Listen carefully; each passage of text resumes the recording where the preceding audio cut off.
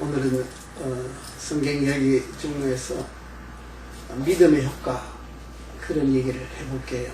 성경에는 얘기가 뭐 방대해서 우리 몇 평생을 살아도 다 못할 텐데 이것만 꼭 했으면 좋겠다 하는 그런 얘기, 이런 얘기는 참 하고 싶다 하는 얘기, 이것이 내 생애 중에서 이것만은 꼭 해놓고 가야 되겠다 하는 그런 여러 가지 얘기 중에 오늘은 참 믿음의 효과. 예수께서 한 번은 가버나움에서 그런 일이 있었습니다.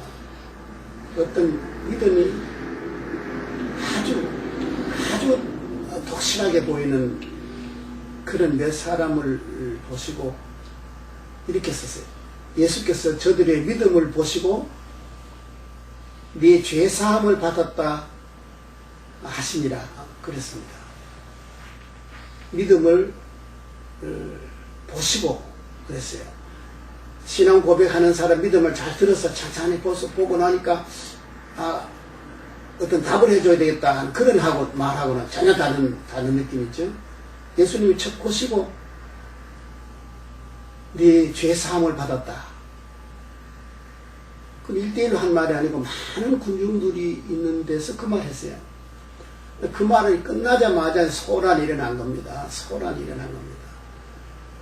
아니, 죄사함을 받는데 어떻게 그 믿음을 봤든지 뭘 했든지 즉석에서 네 죄사함 받았다는 말을 누가 할 수 있겠느냐? 이런 말이 어딨느냐 하고 소란이 무리가 일어났죠. 왜냐하면 죄라는 것은 참 사한다는 것이 그렇게 말로 되는 게 아닙니다. 죄는 벌을 받아야 됩니다. 대가를 지불해야 됩니다. 그 벌은 무슨 체벌로 하는 것도 있고 그 형벌의 종류가 참 많지 않습니까? 속량은 돈을 내고도 죄사함을 받고 하는 절차가 복잡합니다. 그건 돈을 낸다고 죄사하는 것도 아니고 어떤 절차를 받는다고 죄사하는 게 아니고 상당히 까다로운 그런 죄를 사한 법이 있어요. 나라마다 있고 시대마다 있는데, 아니 예수님이 그냥 죄사함을 받았느니라 그럴 때 믿음을 보시고 그랬다. 그러니까 그 믿음의 효과라는 게 그런 게 있는가 하고 의심이 가니까 소란을 벌이고 따지고 난리가 난 겁니다. 또 이런 말씀 드리시죠. 예수께서 네 믿음이 너를 구원하였느니라. 네 믿음이 너를 구원하였느니라. 믿음이 또 구원을 했다니까. 구원이라는 게 또 어떻게 얼마나 어려운 겁니까? 구원이라는 게 그렇게 얼마나 어려운 겁니까? 그러면 죄사함 받았다는 말이나 구원받았다는 말이 같은 의미로서도 같은 뜻이죠. 같은 뜻입니다. 그러면 이 말이 얼마나 감격스럽고 얼마나 위대한 말이며 얼마나 대단한 말인가. 우리가 믿음을 가졌으니까 하는 말이죠. 여러분, 우리 믿음이 우리를 그런 효과를 냅니다. 죄사함 받은 효과, 이제 우리가 멸망해서 구원받은 효과. 우리는 그런 믿는 사람이라면 여러분, 이 얼마나 거대한 일입니까? 이거 예사로운 얘기가 아니지 않습니까? 그래서 죄사함 받고 구원받으면 이제 뭐가 됩니까? 그 1차 효과가 그런 거라면 2차 효과는 뭡니까? 그런 죄사함 받고 구원받았으면 달라지는 것이죠. 뭐가 달라집니까? 옛 사람을 벗어버리고 새 사람을 몰리고 새 사람이 되는 겁니다.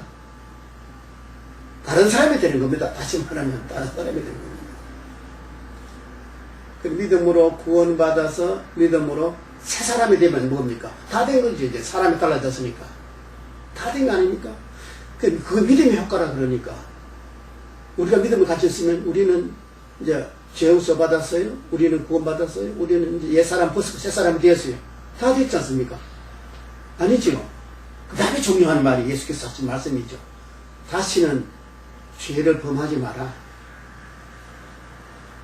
아니, 죄 용서 받았는데 또 죄 짓고 옛 사람 벗어버렸는데 옛 사람 또다시 계속하면 그 무효지요. 그건 무효입니다. 그러니까 믿음으로 구원받고 믿음으로 죄사함 받아서 믿음으로 새 사람을 입었으니까 그 믿음의 효과를 유지하려면 또 믿음의 다음 효과가 3차 효과가 뭐냐면 죄를 짓지 않는 거거든요. 쉽습니다. 그러나 어렵습니다.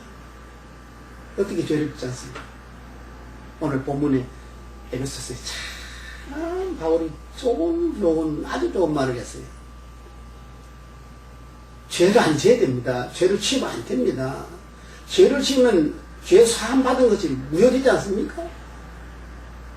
믿음의 효과가 사죄, 구원, 새 사람을 입는 그런 어마어마한 효과를 가져왔다 치더라도 죄를 다시 범하면 또 무효가 된다면 참 어마어마한 소실 아닙니까? 그래서 이렇게 말했어요. 분을 내어도 죄를 범하지 말라. 분이 나더라도 해가 지도록 품지를 말라. 그래서 그 믿음의 다음 효과는 뭐냐면 분을 내어도 죄를 범하지 않고 분이 나도 오래도록 품고 있지 않으면 그 사람은 이제 구원의 효과를 마지막까지 유지할 수 있고 그 구원의 효과를 충분히 이룰 수 있는 것이기 때문에 오늘 믿음의 효과, 이제 우리가 지금 해야 될 효과는 구원받는 효과는 벌써 지나갔지 않습니까? 받았어요. 그런데 죄를 다시 범하지 않으려면은 이게 분을 내어도 죄를 범하지 마라. 그러니까 구원받고 새 사람 되면요, 분을 내는 데까지는 올 수 있대요. 또 올 수밖에 없대요. 분이 난대요. 분까지는 괜찮대요. 그러니까 이 말을 잘못 들으면 분을 마음대로 내야 되는구나, 그 뜻은 아니고, 분이 나는 것까지는 괜찮지만 분이 난다고 죄를 범하는 데까지 가면은 그건 안 되지.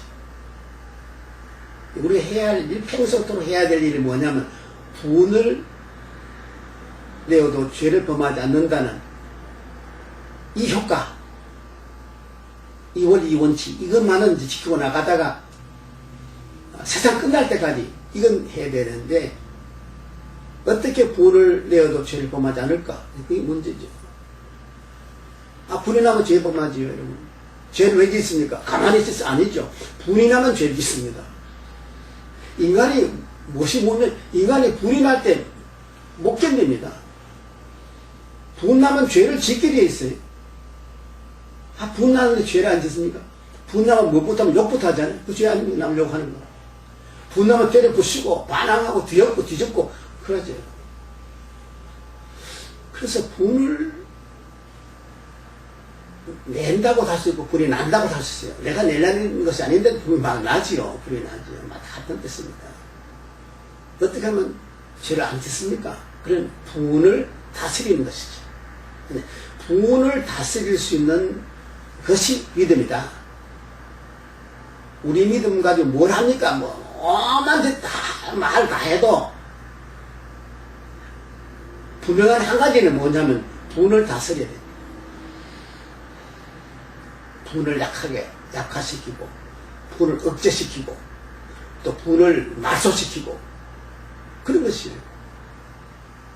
분 나지. 하루에 분 몇 번 납니까? 횟수를 다 말 못합니다. 누가 자극을 해서 분 납니까? 아니죠. 그냥도 분이 납니다. 누가 자극을 하면 분이 또 더 잘 납니다. 분이 나면 분을 충동시키는 그런 원군들이 마구 몰려들어옵니다. 혈기도 들어오고 오만 것이 다 들어와서 이 분을 부추기고 분노에다 불을 짓고 기름을 붓습니다. 이것이 악령이라 악이라 죄악이라 말하는데 믿음은 그 분노를 다스려요. 여러 가지 방법이죠. 저도 분노가 일어납니다.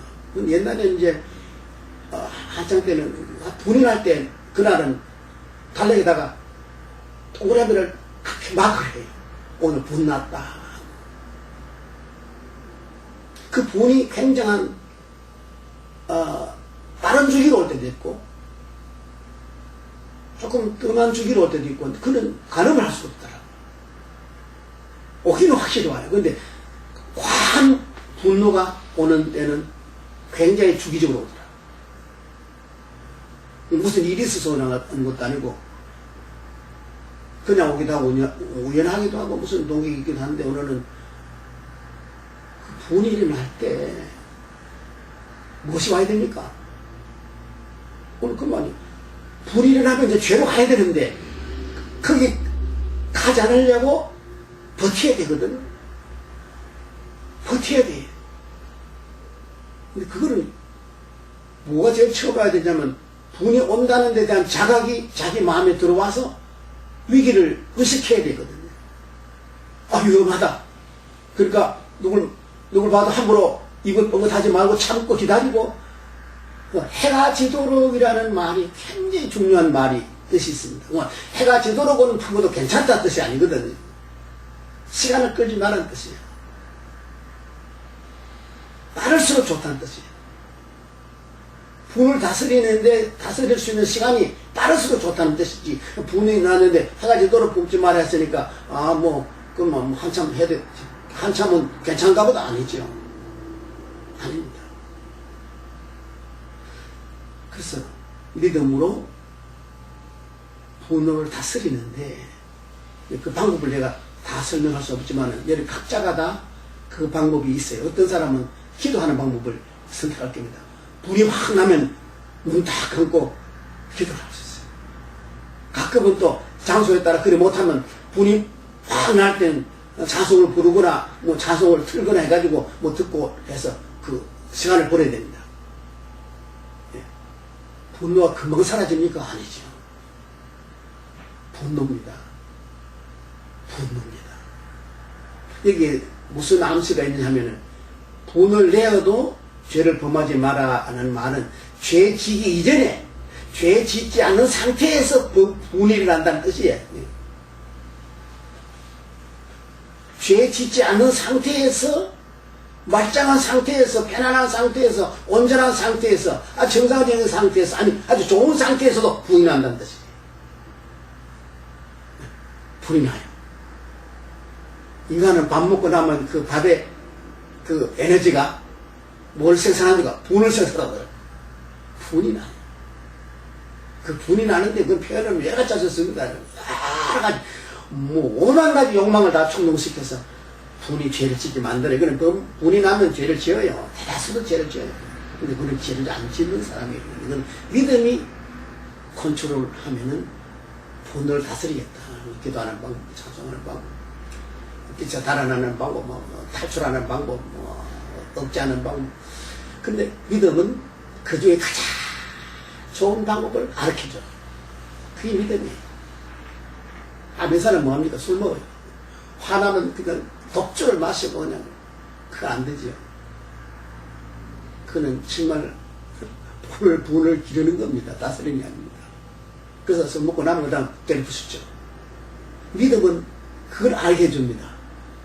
믿음은 분을 다스리는 방법을 사람마다 모든 사람마다 그 분 다스릴 수 있는 믿음은 지혜를 줘요. 공통된 것도 있지만 사람마다 다르다 그래서 오늘 내가 그 방법을 얘기하려는 게 아니고, 믿음의 효과, 그것은 분을 다스리는 효과가 우리에게 가장 절실한 것이다, 그 말을 하려고 해요. 믿음으로 구원받습니다 이런데, 어떤 분들은 교회 가서 그런 말도 합니다. 목사님 설교 중에 십자가 말씀 안 했다 그러고, 어떤 사람은 또 예수님 오늘 무슨 구원에 대한 말 안 했다 그러고, 교인들이 그런 정신 빠진 교인들이 많아요. 맨날 구원 얘기하면 안 됩니다. 맨날 십자가만 얘기한다고 설교가 아닙니다. 믿음으로 구원받고 십자가에서 구속받은 우리의 새 사람, 온전한 사람이 건강하게 유지하려면 믿음으로 이 분노를 다스리는 그런 실상이 없으면 아니 믿음의 효과가 무슨 소용이겠습니까? 그렇지 않지 마소. 오늘은 믿음으로 예수께서 네가 구원받았다, 한마디로 구원이 된 겁니다. 한마디로.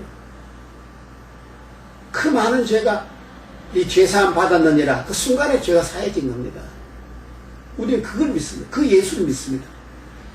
그 예수를 믿으니까 그 효과가 완전합니다. 그 효과가 무궁무진한 그런 가치를 가집니다. 그러나 그 믿음으로 새 사람 되어서 새 사람을 유지하지 못하면, 그 말을 이제 야고보 같은 사도의 경우는 뭐 행함이 없는 믿음은 죽었다 그 말이 그 뜻이에요. 우리 행함이 뭐 행합니까? 착한 일 하는 줄 아는데 여러분 착한 일을 안 하는 사람도 많은데 착한 일 하는 정도가 아니고 우리는 분노를 다스리면서 죄를 범하지 않고 새 사람, 온전한 사람, 경건한 사람으로 살아가는 그 행위를 행함이라 그러지. 뭐 구제 좀 했다, 뭐 선한 일 좀 했자, 봉사 좀 했다. 이걸 우리 행위로 한다면 여러분 이건 너무 우리가 믿음을 잘못가 되는 것입니다. 그건 안 믿는 사람은 다 하는 건데 우리는 이 분노가 일어날 때 이것은 기회다 싶어서 그 분노를 다스림으로 내가 행함이 인정되는 것이고 믿음이 인정되는 것이고 사람이 유지되는 것이고 구원이 효과가 있는 것이고 사죄가 효과가 있는 것이기 때문에 오늘 믿음의 효과. 그러면 여러분 1차 효과는 뭐냐? 너는 죄사함 받는 구원받는 거예요. 2차 효과는 그런 내 새 사람 되는 것이다. 그러면 3차 효과는 뭐냐? 그것은 죄를 짓지 않고 분노를 다스리면서 살아가는 건강함이다. 이렇게 말하면 아마 믿음의 효과가 설명되지 않을까 하는 생각을 가지고 오늘 믿음의 효과 얘기를 했습니다. 다만 여러분 이제 믿음이 요거 뿐이라는 말을 하라는 게 아니고 바울이 그 말 했습니다. 우리가 아무리 좋은 것을 많이 가져도 그걸 지키지 못하면 효과가 없으니까 믿음은 끝까지 지켜나가는 것이라는 말씀을 하면서 오늘 믿음 효과 얘기를 해드렸습니다.